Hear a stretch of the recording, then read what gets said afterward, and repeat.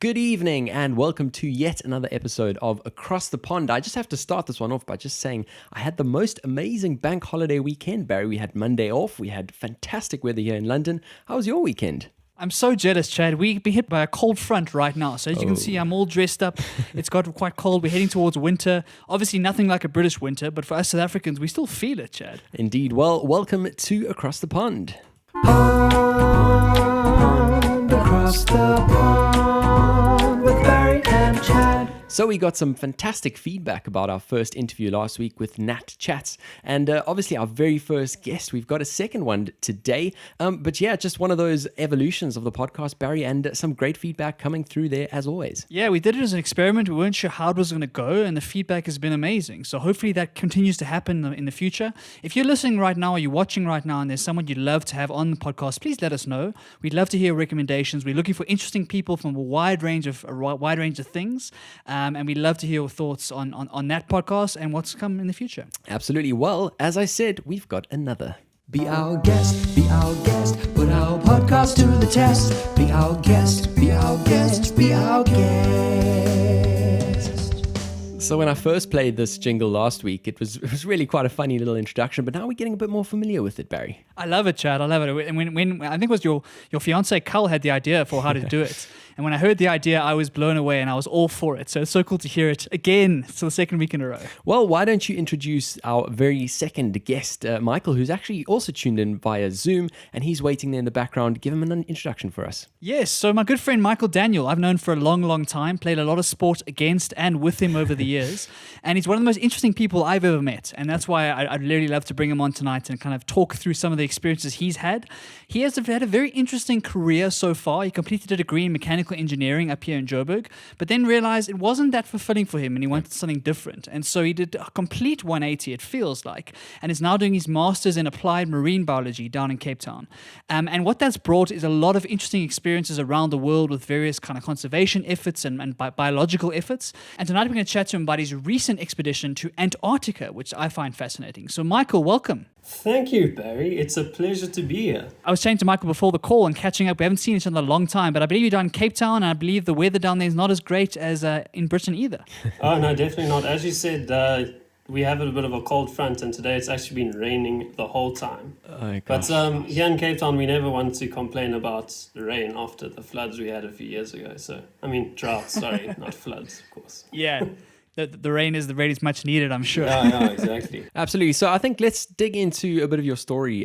Firstly, if we can kind of go into, that change, that 180 degree that Barry, you mentioned. I think, a lot of people actually go down this full end of a career spectrum and they kind of get there, realize it's not what they thought it would be. And I think it's quite a hard one and it takes a lot of real self-belief to make that 180 and actually go ahead with it. Well, actually, funny you say 180. I don't really see it as a 180. I'm also convinced that I don't think anybody really knows what they want to do with their lives.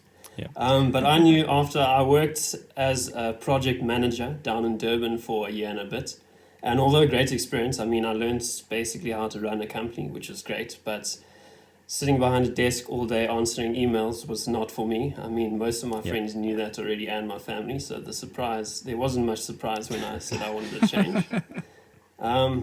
So straight from there, I went to do 6 months of volunteering. 3 months was spent in Greece doing turtle conservation, which absolutely opened my eyes. I did a thing they call turtle jumping, which is a capture and release technique where you literally jump off the boat and catch them. Okay. Obviously, That for sounds amazing. conservation reasons, it's for tagging and measuring and stuff. We're not just doing it for fun, obviously. And then from there, I did another 3 months in the Seychelles doing island conservation on a tiny little island called Arid.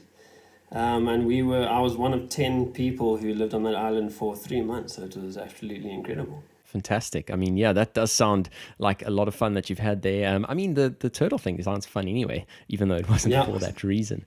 So why don't you talk us on to the sort of main reason Barry wanted to kind of chat about some of the things in your journey. I believe you spent some time in Antarctica as well. Yes. So, strictly speaking, I can't actually say that I've been to Antarctica. I can only say that I've been into the Antarctic. So as Barry said, I am doing my master's in applied marine biology this year, and after chatting to some of my fellow students who had been at UCT since for their whole undergrad, they spoke of these trips down to the Antarctic where students were able to accompany the ship and do scientific work on it. So obviously, as soon as I heard about this, I asked if all of them had been yet, and all of them kind of shrugged it off and said, "Oh no, I haven't been yet. I haven't really had time." I couldn't believe what I was hearing, and from there I went. I asked around, got jumped between a few lecturers, but eventually I got passed on to the correct guy, and he was looking for a student to help out on their plastics team. And I told him that I'm the man for the job. And a few months later, I found myself on a ship heading towards the Antarctic sea ice. Yeah, it was incredible. Wow. That's crazy. How long were you at sea for? Like, how long were you planning to go for, and what was the mission about? Okay, so the trip ended up being 6 weeks, but it was going to be anything from 5 to 7 weeks.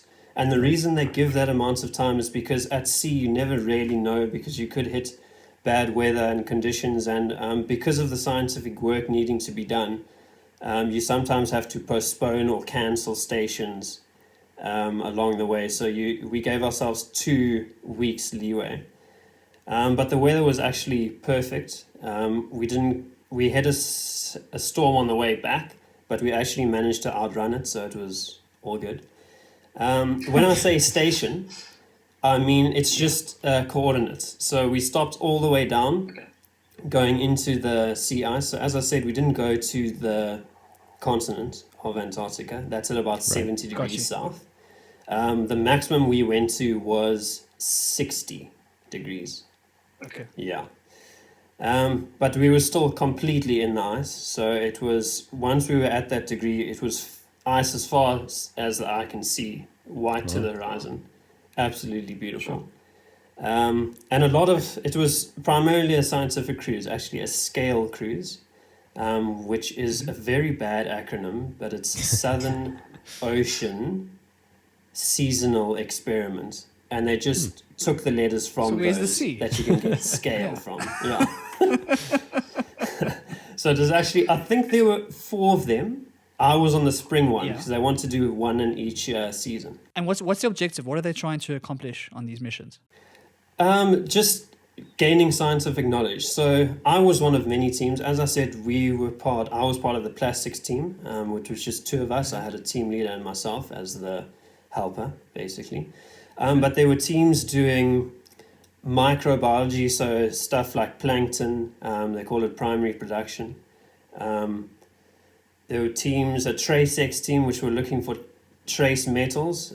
These are important because they affect the primary production. And primary production, you can think of it basically as the plants of the ocean. And so, although our forests produce oxygen, half of that oxygen is produced by the ocean. So that's why we're very interested in the microbiology of the ocean. So obviously the stuff that microbiology feeds on has to do with nutrient availability. And some of those nutrients are the metals that some teams were looking for. There was a weather team, obviously, doing weather, and they would actually meet every day with the captain to tell him what to look forward to weather-wise so that we could keep out of the way of big swell and storms and things. We had a lot of engineers aboard, actually, something that is fairly new, and I would have loved to have known. Unfortunately, it wasn't while I was at Wits. But yeah, they were engineers. They were mostly the sea ice team, so they were doing mechanical properties of the sea ice. So they got a lot of the cores that we took. What else? There were oceanographic team, oceanographers. They were doing stuff like currents and things, and they were the guys who were leasing the extremely expensive scientific equipment as we went on a few stations. So these are like big sail buoys, they call them. You can basically think of them as surfboards with solar panels on them. And they glide themselves around. You obviously program where they need to go, and they take all kinds of atmospheric and ocean readings while they're going. They also deployed some buoys into the ice to pick up the swell and stuff, temperature going through the ice. What else? We had, I think there was a CO2 team there, part of the nutrient guys picking up in the atmosphere as well as the water. There's also, while the ship is going, at all times there's water being pumped through the lab where people are sampling it. I'm trying to think. And then obviously a lot of biologists there as well for the marine mammals. So there was a seal team, a whale team, and birders. That is a huge range of like disciplines and like lots of different people doing different things. I guess they kind of all use the same boat because it's quite expensive to get there, I'm assuming. Exactly, yeah. So I've heard stories, I don't know obviously the figures, but I think it is very expensive to run. Yep. And because of that, you want to be able to show what you're doing for it. So there's, as I said, there's a huge array of scientific work going on, and a lot of international people get involved as well. The SA Gallus 2, which is the ship, it's top of the range, made in Norway. The fully equipped scientific vessel. So it has labs, doors that the whole side of the ship opens to let scientific equipment out the side, cranes for lifting stuff on and off the ice. It was incredible. I mean, you can imagine the ship stopping in the middle of the ocean, swell all over the place, and it has these propellers all over the place to keep it still, and then the whole side of the ship opens, and they lower this scientific measuring device that drops to the ocean floor, which at some points, I think the deepest one was 4,800 meters. So we literally sat at the station for like 6 hours while this cable let the thing all the way down and then all the way back up. And the ship has to keep itself in the same place and try to stop rocking so that you don't snap the cable.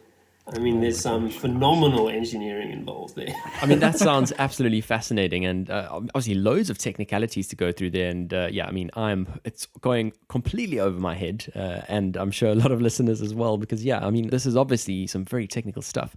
But if you kind of just bring it back to sort of basics, for you as a sort of guy, did you feel a little bit nervous to be on this ship, in the middle of nowhere, for all intents and purposes, in this foreign world? Fear, I would say no. Initially, I was a little bit nervous, but that's mostly, any traveling experience, you get nervous because it's kind of nerves of the unknown. And I must say, I was a little bit nervous about getting seasick because I'd heard some terrible stories. Yeah. But luckily for me, I felt a little bit uneasy as we left the harbor and got into the open ocean. But lucky for me, I actually had nothing after that.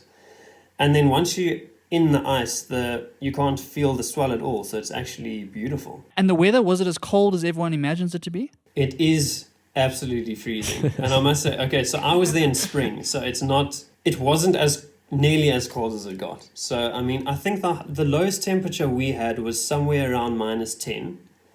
But the temperature itself is not the thing that's dangerous. It's the winds. Because, the wind barely ever dropped below, I would say average, it was about 20 knots. So with that, the wind chill, we had safety briefings all the time. At the beginning of the cruise, we actually had a presentation from the onboard doctor about warnings about frostbite and the signs and symptoms and things to look out for. Because there had been oaks before, mostly on the winter cruises where it was getting to -20, -19, -20 degrees C with like 30 knot winds. And these guys were out on the ice working with their hands, obviously gloves, but with the wind chill, it just got out of hand. But luckily for us, we had no instances. -5 or -10 is not too bad and it's manageable. And we had lots of safety protocols, and nobody was allowed out on the ice for more than, I think it was 2 hours at a time. So it was constantly rotating. Yeah, no, it was incredible. That is hectic. It kind of brings me to an amazing photo you got in your blog of you in a South African Speedo holding this giant balloon over your head. And I think for all of us South Africans, we all remember where we were when South Africa won that World Cup. Absolutely. I remember I was in San Francisco at like 4 a.m. in the morning with a huge pub full of pommies and South Africans. Mike, you were on the ship for that World Cup victory. What was that like? Yes, it was incredible. So we actually lived in luxury on that ship. We did have Wi-Fi. A lot of these ships, you have no connection with the outside world. Very bad Wi-Fi, but for the World Cup, the captain cut all of the Wi-Fi except for obviously the bridge for emergencies and the auditorium. So for the time of the World Cup, all work on the ship stops, and like the whole crew and the scientists were all in one room watching on massive projectors, and you can imagine once we won, it was wild. Shouting, screaming, hugging. Yes, no, it was crazy. Can imagine. I mean, yeah, just being with so many South Africans, I suppose, is so fantastic. I mean, I was even in Norway, funny enough. You obviously mentioned the manufacture of the ship. And the one thing that, when you're in a victory like that is just having people with you. I suppose the fact that you were on the ship with South Africans helps. But I mean, the fact that around you were miles and miles of just nothingness, that must have been a little bit eerie. Yeah, a little bit eerie. But I mean, I can't think of a better place to be. You think you're far from home, but we had surrounded by South Africans. I mean, the head scientist was actually a POM, so he wasn't the happiest man, but we were. And it was so great because the most South African thing we could do after we won was actually a braai. And the captain organized a braai for the day of the World Cup. It's like he knew we were going to win, because after we'd won, we all went down onto the heli deck. And I opened the big hangar doors for when they usually keep helicopters in there when they go and relieve other islands. But it was all open. They had massive braais outside with the log fires going already. And we had a massive braai and jawled on the heli deck while the snow was coming down. It was incredible. I mean, I have to ask, with those, crazy not wind speeds, who was the braai master that managed that magnificent achievement? There were many braai masters, and they were a handful of the crew. But once the fires were going, it was kind of, they put the meat out, and then you went and meat and vegetables and whatever you wanted. Right. And you went there and you actually braied it yourself. So they had this long row of braais set out, and everybody just made groups on either side, and you sat chatting there, flipping your burri and whatnot. It was great, yeah. Coming back to marine biology for a second, I think that one of the things that really attracted me to your post was some of the photos that you have of kind of the marine wildlife, some of the birds, some of the seals, etc. And the photos look insane. It kind of looks like an alien planet when you kind of look at all that ice. I wanted to ask, do the photos do it justice? Or is there something that being there is very, very different to seeing a photo of it? I think it's true for almost any photo that it never kind of captures the feeling.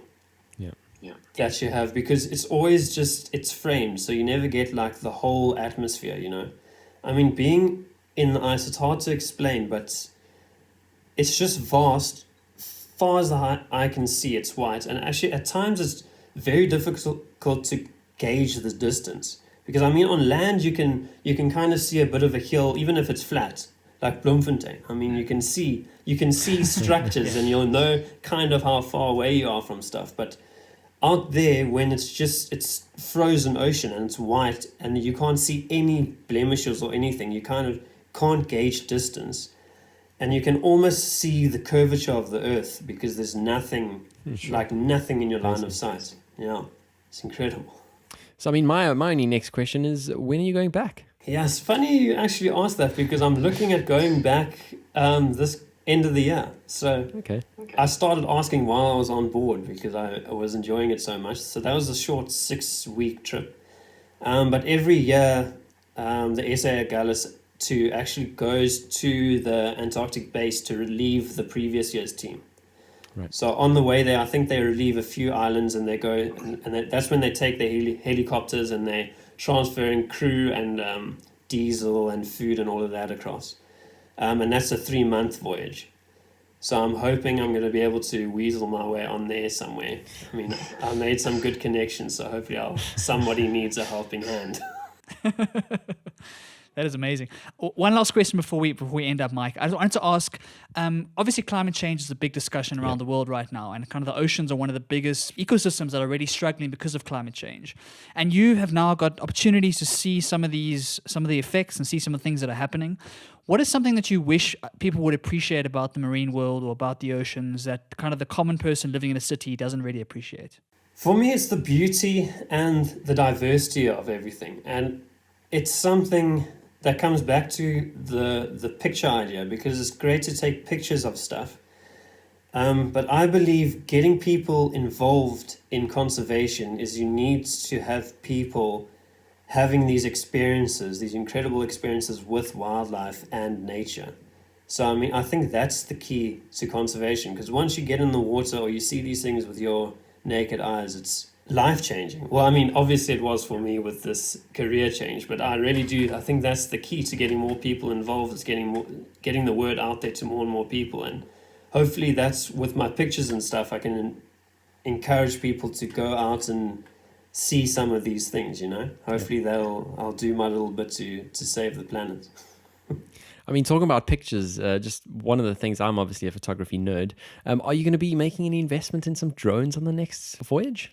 I would absolutely love that. I was wondering why there wasn't actually a drone on this voyage, but I think it has a lot to do with the wind. Because from what I understand, it's quite difficult to fly drones in high winds, and I mean, it was gusting, as I said, usually about 20 knots, but up to about 50, and I don't think that's really possible. But I mean, if I can get my hands on a drone, 100% I'll give it a go. Well, we look forward to seeing that footage. Mike, thank you so much for joining us. We really do appreciate it. For all of those listening and watching, I'm going to link Mike's blog post in all our social media, so please go and check it out. His writing style is awesome. I was telling him before, his blog is amazing, and the photos are really worth going to check out. And hopefully it inspires the next generation of biologists who are going to have to kind of carry this mantelpiece forward.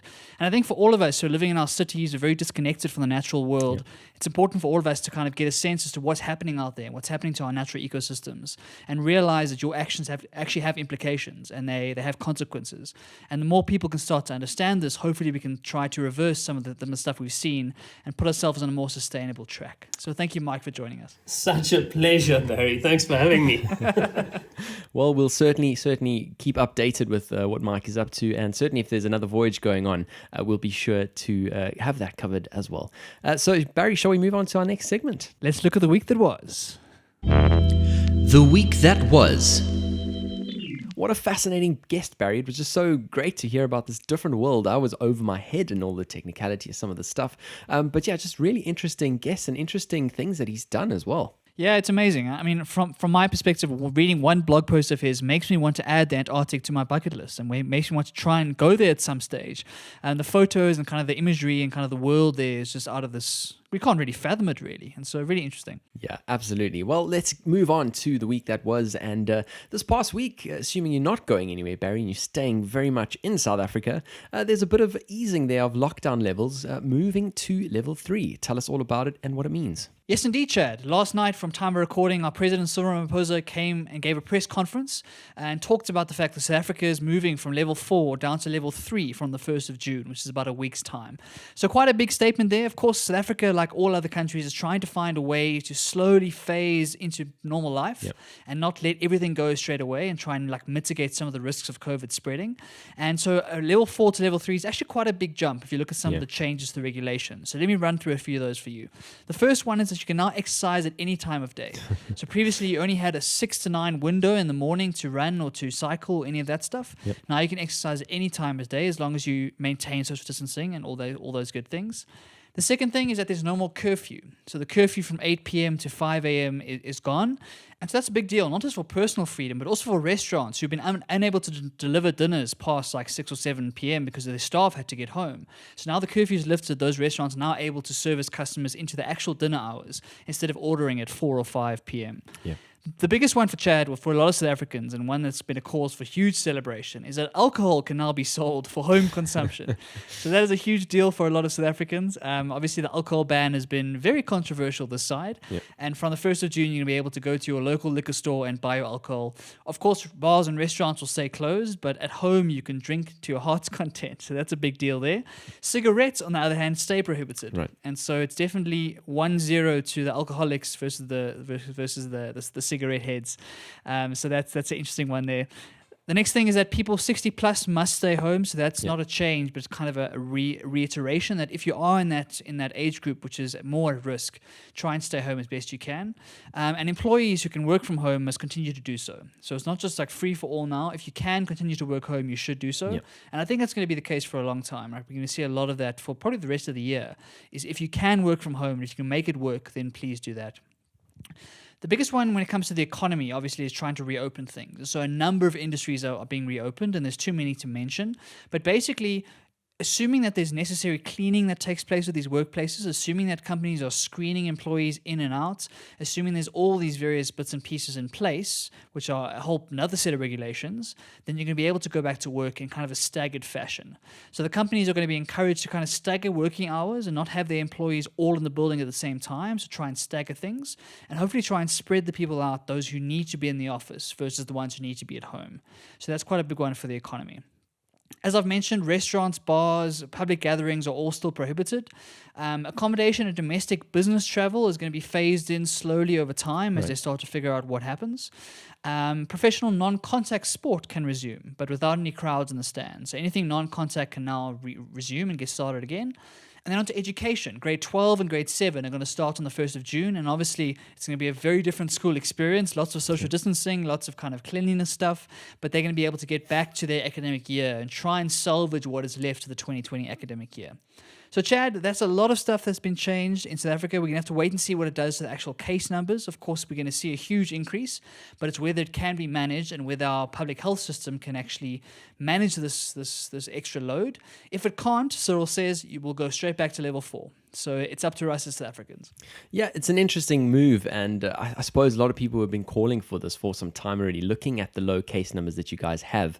But there was a lot of speculation that the big cities, Johannesburg and Cape Town, would stay on stricter lockdown measures for some more time, obviously as they are the hubs and that kind of thing.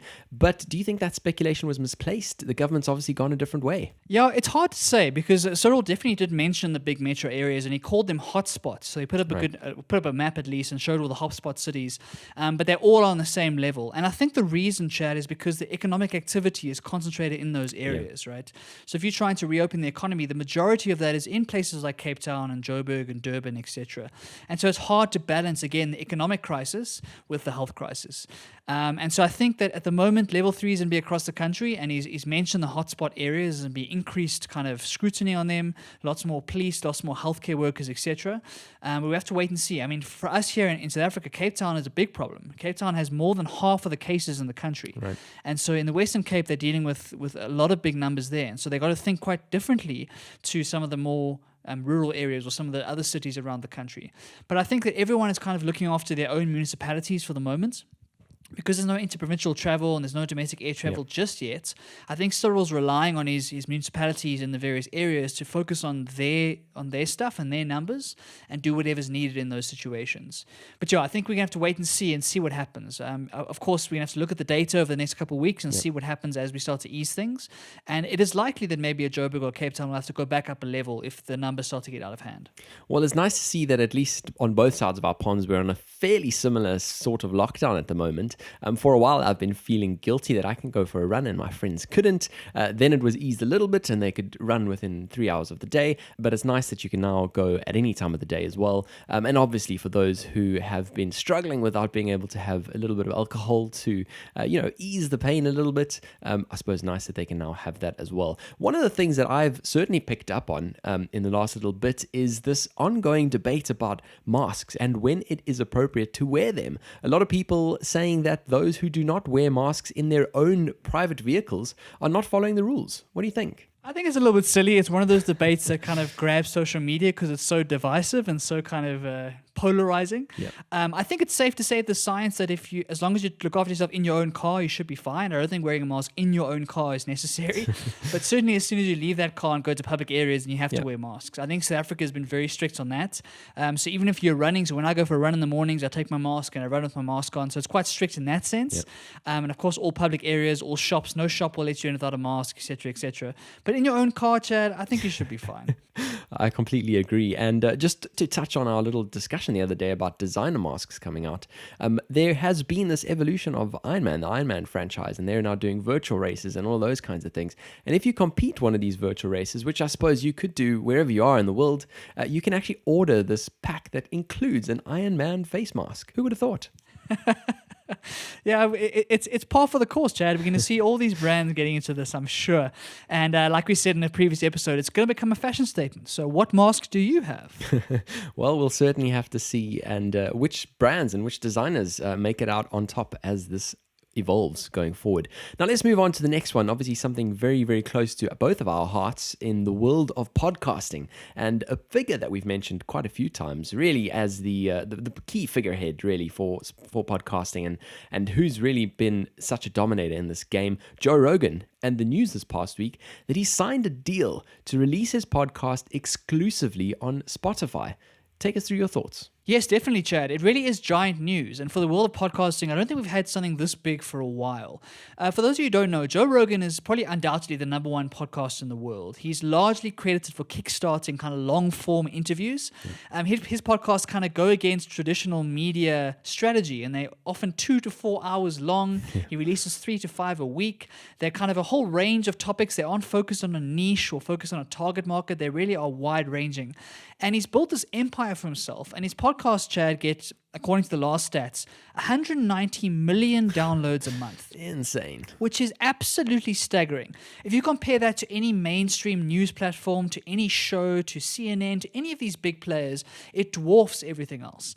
And so he's managed to grow this audience simply with him and young Jamie in the studio. Very, very lean, no corporates, no nothing. Yep. He just runs it himself, and he manages to get amazing, amazing guests on that podcast. So he has been the number one for a long time, and he kind of is the iconic podcaster. And from 2021, like you say, his podcast is moving exclusively to Spotify. Now, this is quite a big deal because traditionally, podcasts were seen as a very open medium. That's the whole idea, right? The whole idea is you post it online and you can consume that in 1,000 different ways, whatever suits you. So whatever app you'd like on your phone, if you want to listen to it, if you want to watch it, if you want to watch it on YouTube, whatever it is, you've got open access to it and it's completely for free. And that's one of the major benefits. There's no paywalls, there's none of that. And that's how podcasting has become so popular, because it's been able to be uncensored. It doesn't have corporate overlords making sure you say the right things. It doesn't have people kind of keeping you in check when it comes to jokes, when it comes to any of that. And so Joe Rogan, for example, is very uncensored, and he speaks his mind, and he tackles controversial topics that I think is quite attractive in this world where we're often looking for politically correct speech and that sort of thing. When he moves exclusively to Spotify, that changes all of that, right? Because what it means is you're going to have to download Spotify in order to enjoy the podcast. So it's still going to be free, and theoretically it's still going to be exactly the same show, but you're going to have to download this new app, and you can only listen to it there. So he's pulling it from YouTube, pulling it from Apple Podcasts, etc., etc., etc. So that is a big deal because it goes against the traditional thoughts around what podcasting is supposed to be. And I think there's a lot of reasons for him doing it. I think one of the reasons is that he's been censored on a lot of these platforms. I know on YouTube he's been demonetized like 1,000 times because he tackles controversial things. And he wants to be able to speak freely and kind of speak to his audience without YouTube getting in the way. So I think that's a big factor. The other factor, Chad, is that it was a huge deal of money. Like the deal was reportedly worth over $100 million for this deal to take him to Spotify, which is a huge amount of money, and puts him in kind of the realm of professional sports stars or musicians or that sort of thing.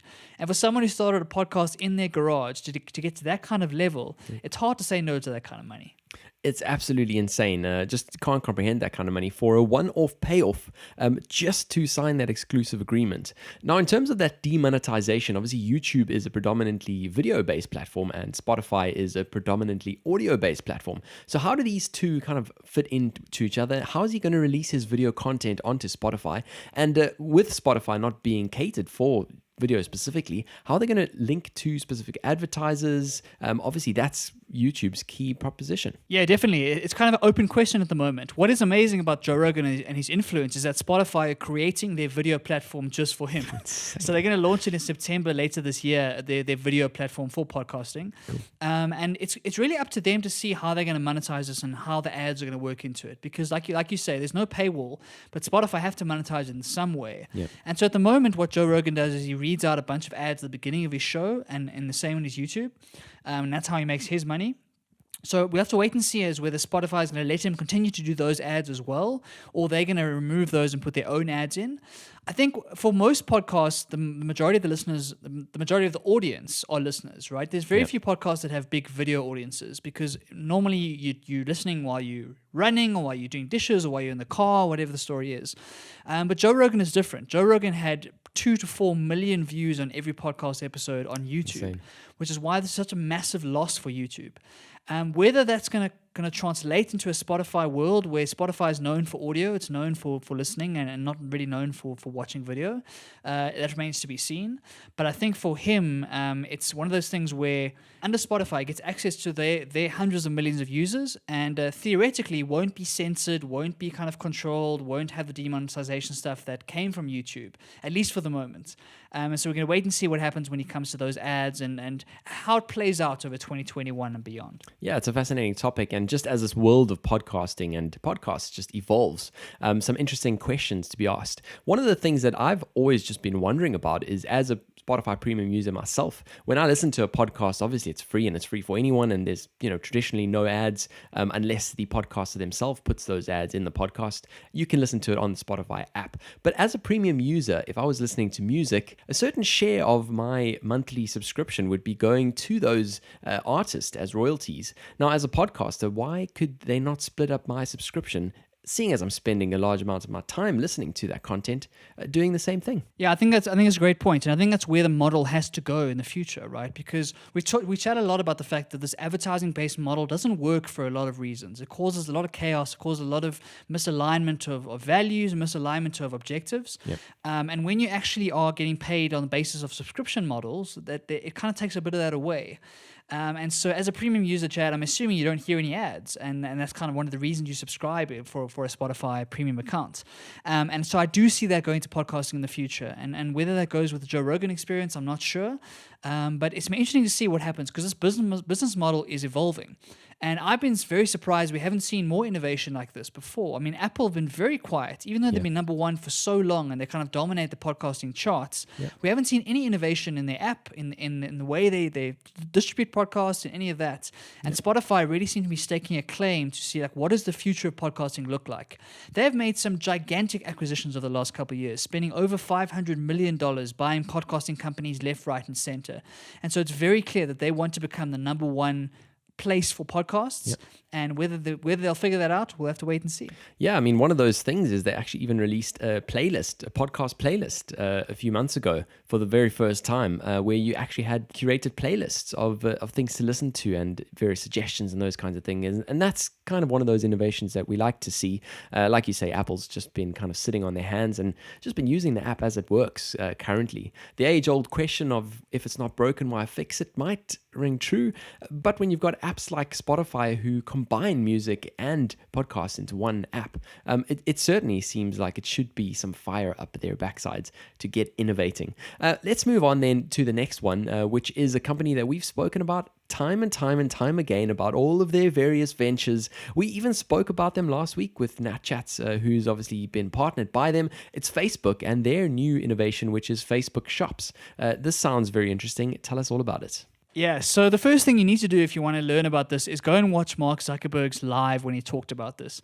It is a crazy video. Okay. He really does look like a robot overlord in this video, and he kind of like feeds all the internet memes because he's talking in monotone, he's kind of staring at the camera in a weird way. He's a bit of a strange guy. But basically the live comes on and he starts to talk about the COVID and how COVID and the coronavirus has impacted the world. And this is kind of Facebook's way of trying to help small businesses, which is ironic because they've really destroyed a lot of businesses in their past, and so they really have a checkered track record there.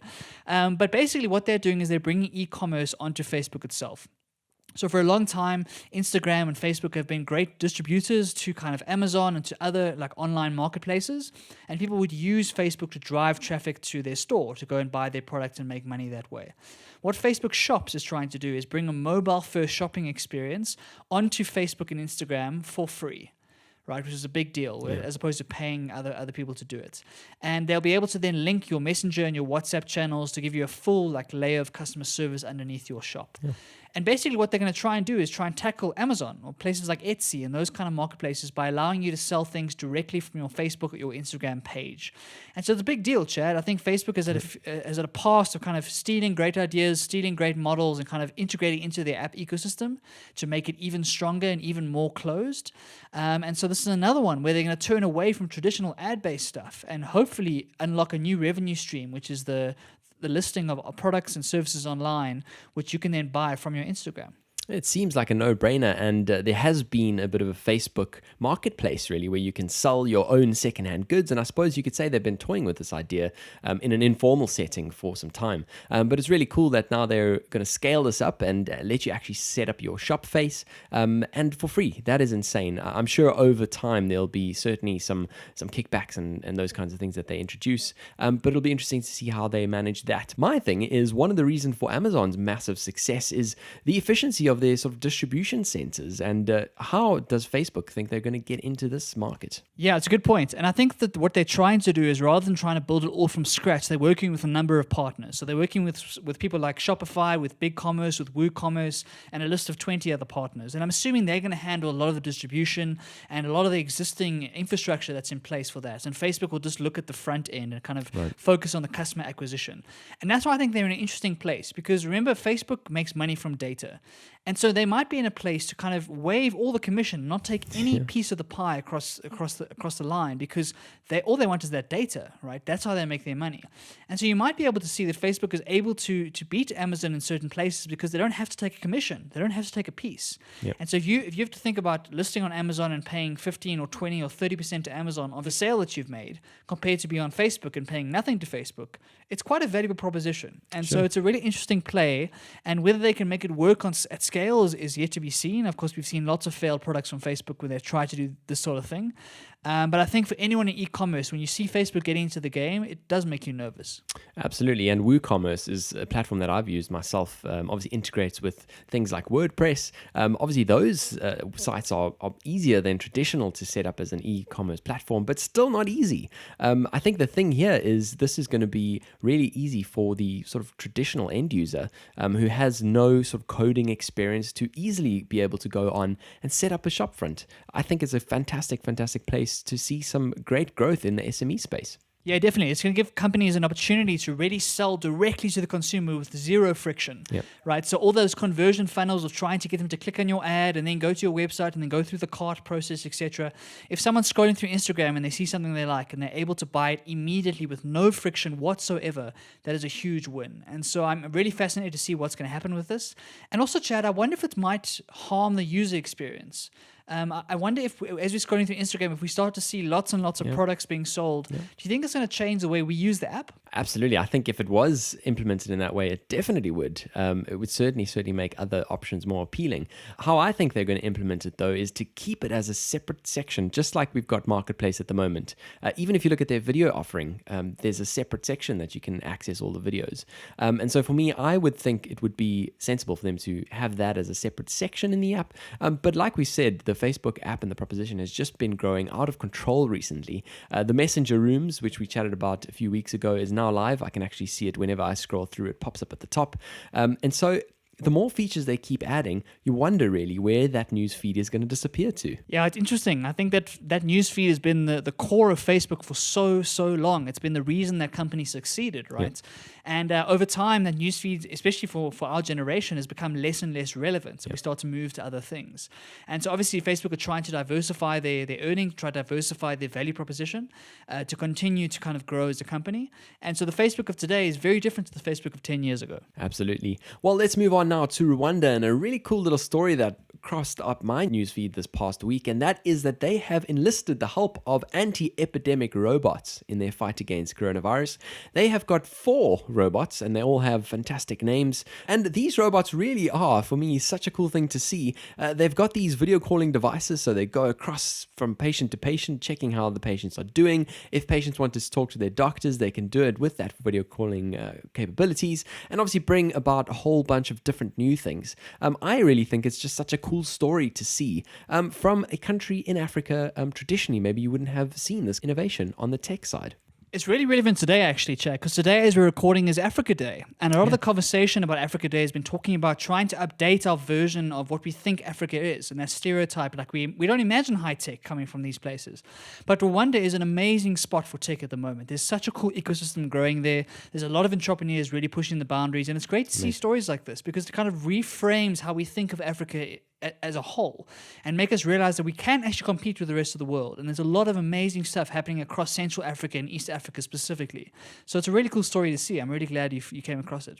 Well, Barry was very, very kind to not ask me what the robots' names were, and I'm going to do it because I have to go to the challenge. Do it. The names are Akazuba, Ikirezi, Mwiza, Ngabo, and Yuri Muri. What do you think, Barry? Fantastic. I'll leave it to our listeners to discuss how good your pronunciation was, but great effort, I think.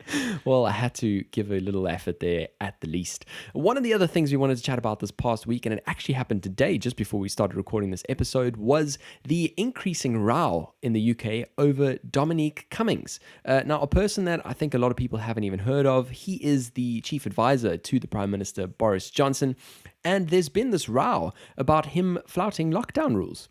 We've seen similar things. We've spoken about it in sort of Scotland, in New Zealand as well.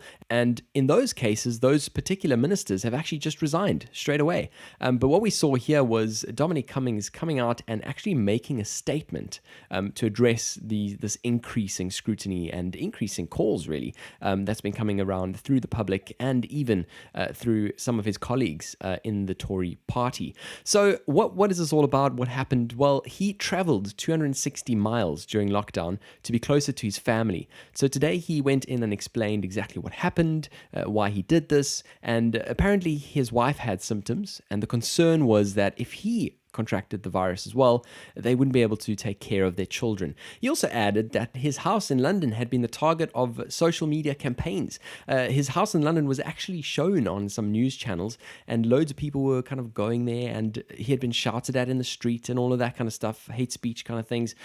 So he decided that this was sufficient reason to actually go about and collectively drive the 260 miles. Now, obviously, being the advisor to the Prime Minister, this raises a lot of scrutiny, and the calls were really for him to resign by the wider public and, as I said, by some of those in his own party who had been receiving hundreds and hundreds of calls from members who had voted for this party asking whether this is going to be tolerated.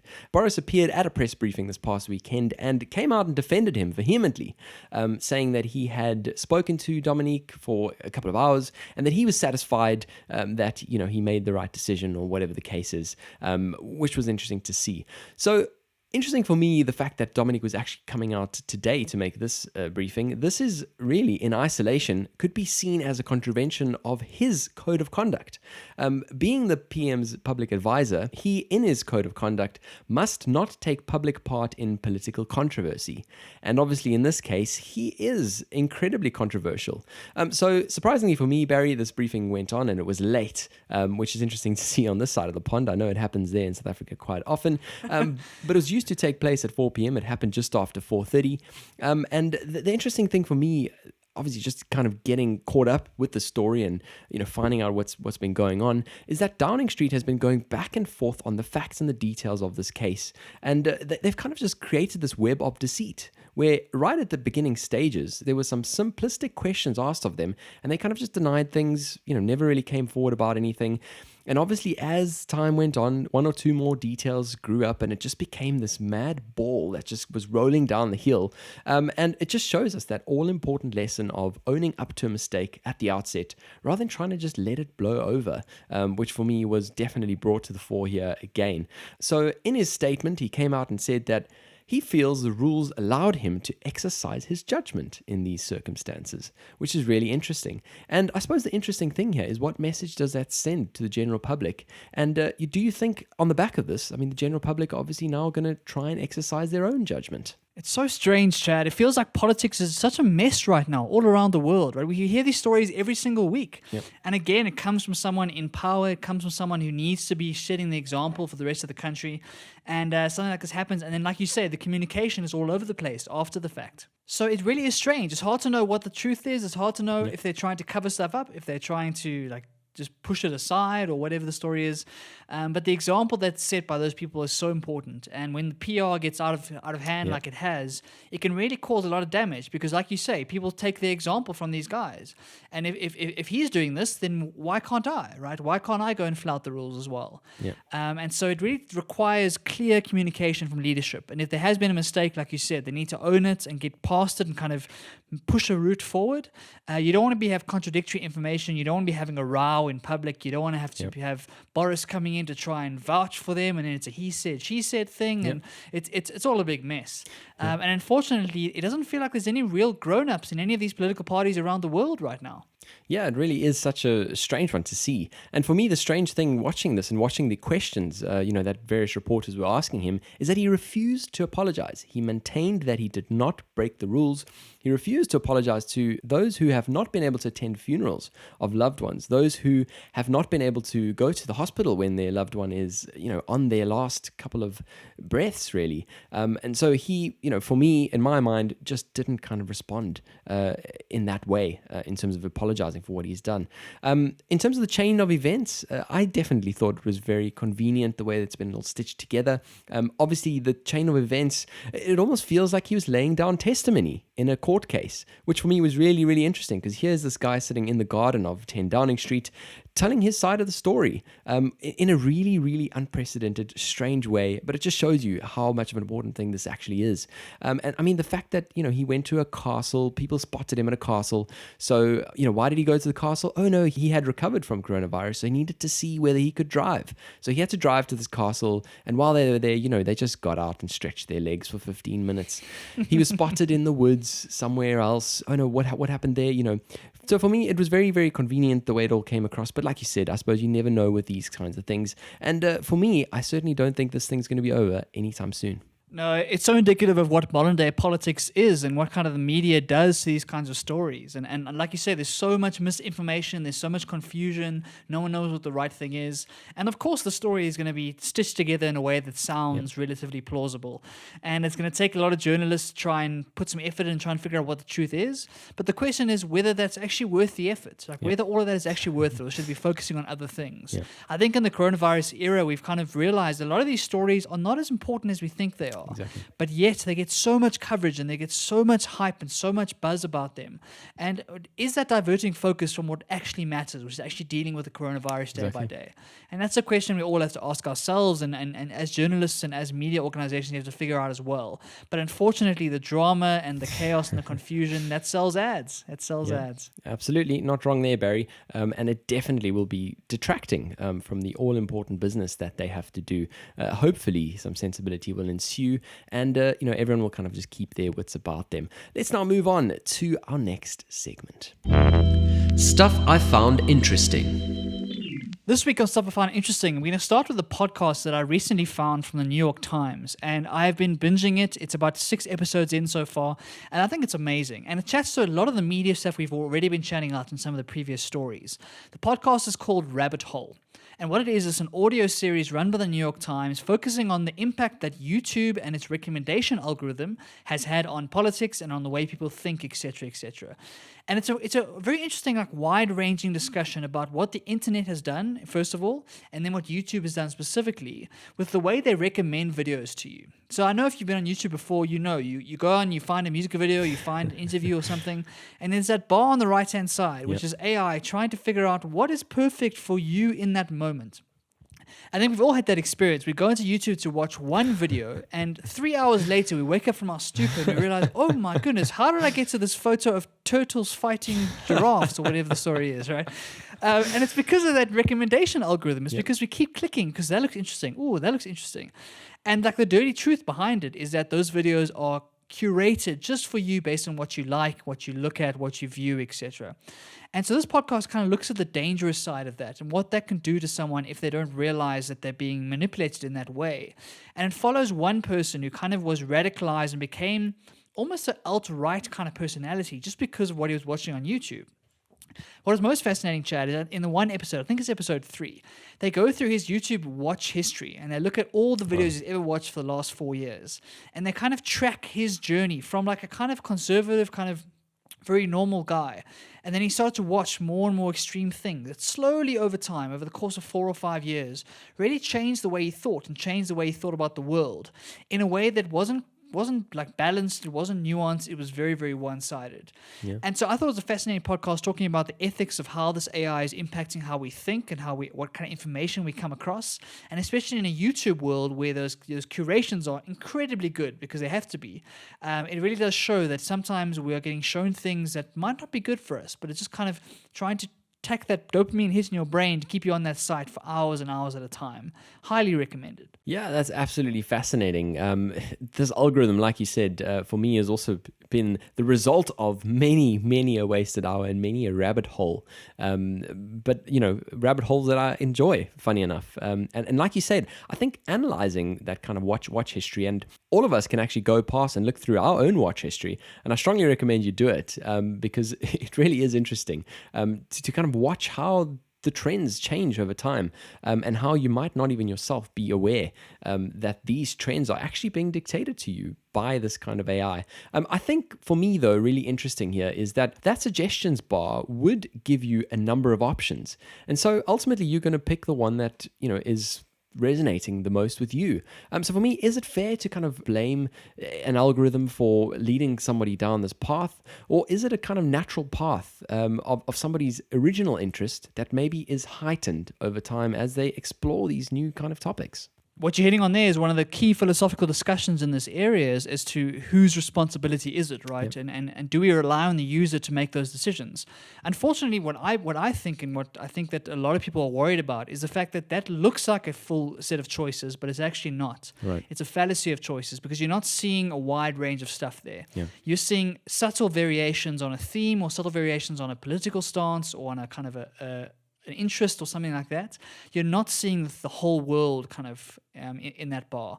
And so while it feels like you're making a choice, at the end of the day, the algorithm is just trying to figure out, how do I keep this person on the site as long as possible? Because that's how I get paid. Yeah. So how do I keep them there as long as possible? And it kind of feeds into a confirmation bias where we like to click on things that we already agree with. Yep.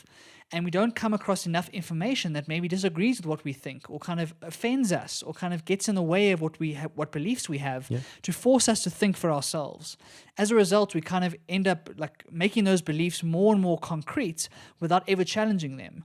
And that's why we have such difficulty having arguments or having debates in today's world, is because we only see things we agree with. And one of those recommendation algorithms is one of the reasons for that. And I think there's a lot of work to be done there to try and figure out what does that mean for society and how do we fix that going forward.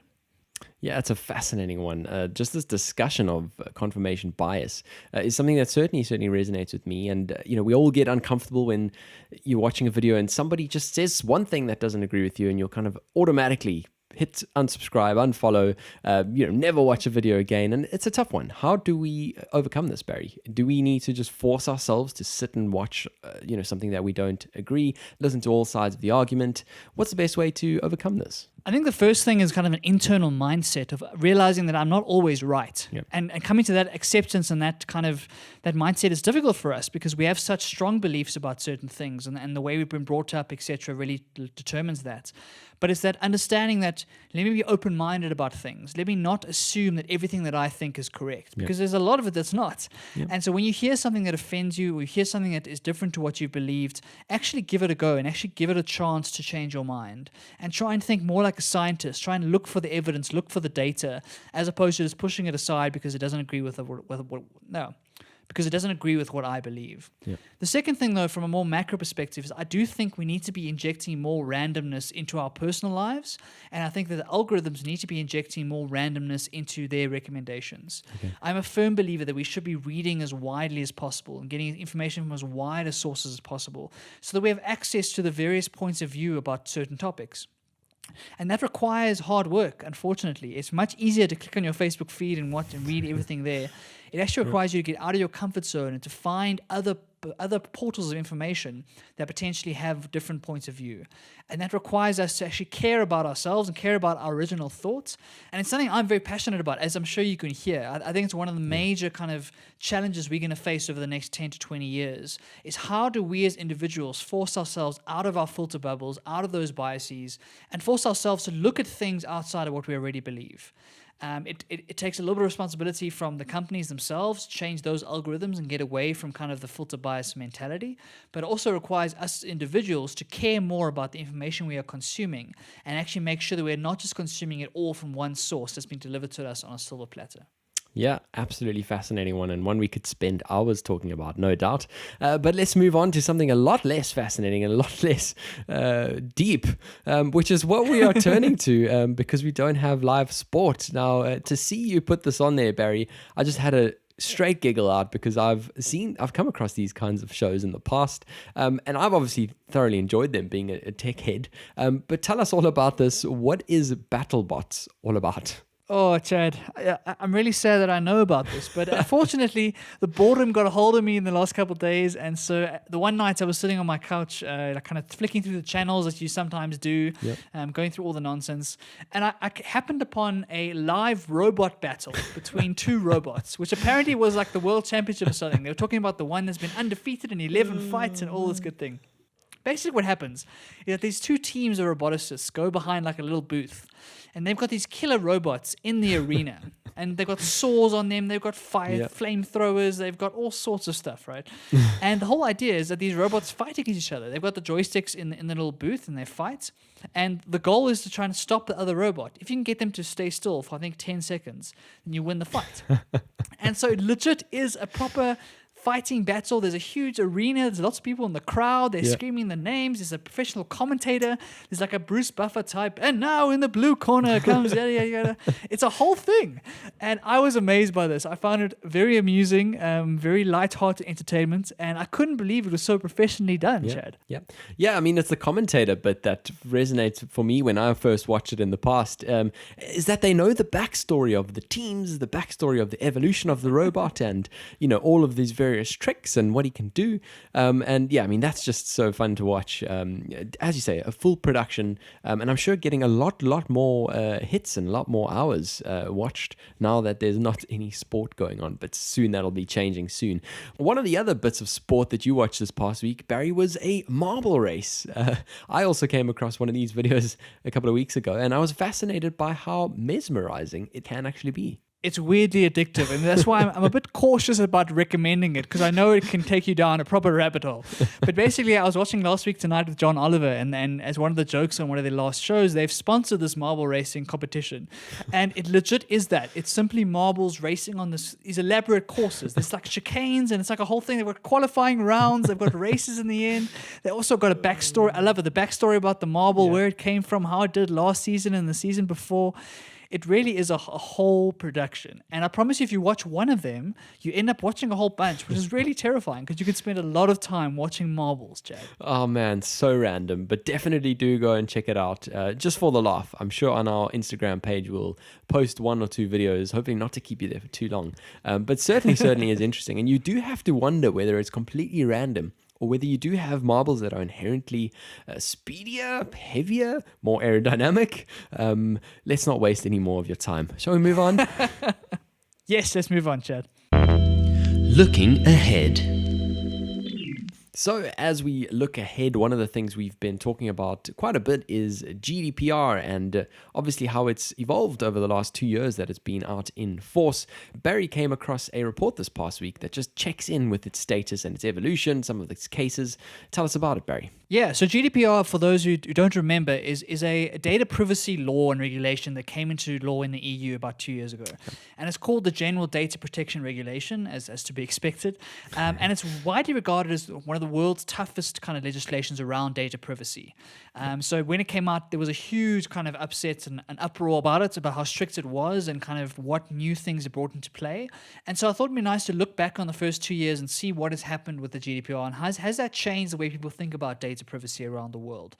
What's interesting for me, Chad, is that in those 2 years, they've only handed out 2 fines so far.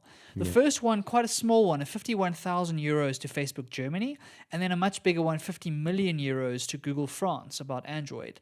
But for 2 years, only having 2 fines in place really does show how difficult it is to actually get these tech companies to pay up and actually win those legal battles. Yeah, that's the right question to ask, Barry, because what is the point of this institution if those are the only fines? I'm sure there's been loads of breaches. Just one that I can think of this past week was EasyJet and how hackers came in and got 9 million customers worth of travel itineraries, email addresses, various other things as well. And so obviously for future flights and privacy planning and that kind of stuff, they had to then contact every single one of those people and remedy the situation. But surely loads of other breaches coming through. Why do you think there haven't been more fines? Yeah, so based on what I've been reading and kind of the gut feel around why this happened, it's because these things take so long, right? Even if you can prove a breach and you have to go through the whole legal system, and a lot of these big tech companies have these huge teams of lawyers that are incredibly good at what they do and are paid an amazing amount of money to try and avoid these fines actually being enforced. And so a lot of these investigations take a long time, and the actual legal proceedings can take years and years and years. And so I think that's one of the reasons. The other reason is that the GDPR is kind of managed by quite a small organization, which is significantly under-resourced. Someone called the Irish Data Protection Commission. Right. And they don't have like massive resources to be able to chase a lot of these at once. What they have said is that there are lots to come. I think at the moment there's a bunch of different investigations going on. There's 8 going into Facebook right now, 3 into Twitter, 2 into Apple, 2 into WhatsApp, 2 into Google, 1 into Instagram. Okay. So there's a lot going on. A lot of those are ongoing at the moment. So we have to wait and see what happens in each of those investigations. But unfortunately, the actual commission is quite small at the moment. And when you're fighting against these big tech companies who have lots of money to throw at lawyers, it really is a difficult fight, even if you're on the right side of the law. Absolutely. I mean, that kind of legislation makes us as consumers feel quite comfortable that there's these regulations out and about, and, we're much happier that these have been implemented. But if they're not being enforced, and these kinds of fines and investigations and actually holding companies accountable for breaches, surely that level of trust and that level of comfort that we have is misplaced. Yeah, it's hard to know how to feel, Chad. I think you're right. I think the GDPR does give us some sort of indirect comfort that we think the things are going on, but we actually need to see action. And that's why these fines are so important. If we see these things happening, kind of like we saw the Harvey Weinstein thing, if we see someone being held accountable, we all of a sudden realize, okay, cool, this is actually being taken seriously and things are actually changing. I think one of the indirect impacts of the GDPR is that it has moved the world kind of sentiment on data. Yep. We've seen lots of copycats around the world, especially places like Brazil and India and even in California, have started to change the way they think about data because of GDPR. So hopefully this is kind of the lead domino that really does shift the conversation, and hopefully we see a lot more accountability in the years to come as they get more and more adept at kind of figuring these investigations out, and as some of these investigations run their course over the next couple of years. But it's important that we see that as a consumer, to know that our trust is not misplaced, and to know that this thing actually has teeth at the end of the day. Absolutely. And I suppose the core part of that and why they are not currently able to embark on more investigations and all of those kinds of things is their funding and their setup structure. The question is whether the EU should be throwing more money into these kinds of organizations to hold these types of institutions accountable. But we'll certainly have to see as time goes on. And as it's turned to, I suppose it's a relatively new institution. And surely as the next decade goes on, it's definitely going to evolve and hopefully become a lot more of a bigger powerhouse in this space. Let's move on to our next segment. Develop and grow. Develop and grow is our segment, of course, that we look at how do we become better humans and how do we do things a bit better in our lives and be less anxious, be fitter, that sort of thing. And tonight we're talking about mental fitness and about mental states. I came across this amazing quote, Chad, in a book that I'm reading, and it goes like this. Every habit is supported and strengthened by the corresponding actions. If you want to be a good reader, read, or a good writer, write. Yep. The same also applies to states of mind. And that last piece is key. The same applies to states of mind. This is by an author called Epictetus, who was writing back in the ancient days, an ancient Greek philosopher. And basically, this is the idea behind this is that often we think about habits, we think about physical habits, we think about getting fitter or going on a diet or quitting smoking or those sorts of things. And we understand that in order to get better at those habits, we have to practice certain things, we have to change our lifestyle, we have to change our ecosystem, change the way we live. With our mental states, we often fall into a trap of thinking that my mood or my mental state is not in my control. We think that it's because of our circumstances, because of how people treat us, because of what happens to us in our lives. But what the author is saying here is that our mental states are habits as well.